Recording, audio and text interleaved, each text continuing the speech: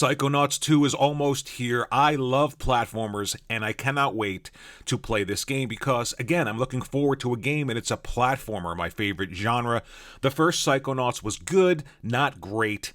They need to evolve the gameplay and the precision. That is the most important thing when it comes to this style of game. The precision, the control, the main character needs to feel great in a platformer, and it needs to be creative and whimsical, and this definitely looks like that style of game. Now, this is the first big test for Microsoft first-party releases. This is the first big release after all of these huge acquisitions, and I know this game is not quote-unquote exclusive. It's going to other platforms because those deals were in place before Microsoft acquired Double Fine, but it's still associated with Xbox and quality from their first party. And judging by this last story reveal trailer with gameplay in it, the game, to me, looks fantastic. Graphically, I love the art style, and again, the use of color in platformers is a must, and they are doing it here.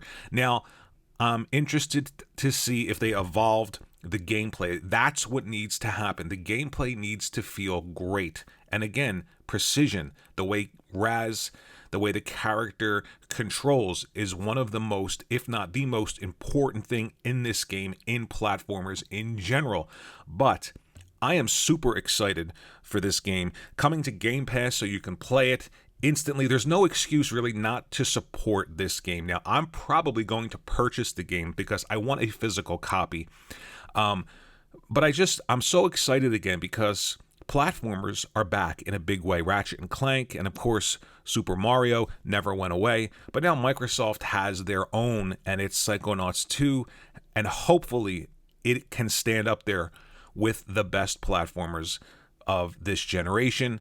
So after Rompus of Ruin, everyone returned to the Psychonauts headquarters and realized that a turn to the dark side had occurred in terms of the teaching. So instead of teaching these Psychonauts how to use their powers for good, they started to dabble in the dark arts, and that's where the sequel picks up. I'm super interested in the characters. I think the writing can be expanded upon even further because in the original there was some great ideas and there was some great characters, and the key for platformers is being approachable. So you want kids to be able to play the game and enjoy it, but you have to have clever writing so that adults can sort of wink wink, nod nod, get in on the jokes where the kids won't understand it but the adults will.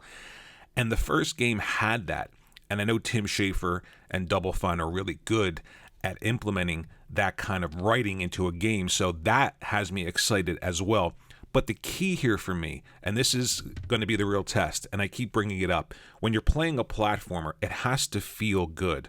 The main character, it has to feel precise because you're going to be jumping, dodging, you're going to be trying to judge distance, and that's the key for a platformer. And if that type of control isn't precise, then everything else sort of falls apart. And the other thing I'm looking for is the first game had this sort of pseudo open world, but there wasn't much to do in it to keep you engaged. So I like the idea of an open world platformer, but there needs to be more in the world to keep you engaged outside of just going from point A to point B to point C, which is what most of these games are based on.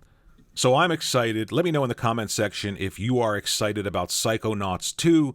Thanks for watching this video, and I'll see you in the next one.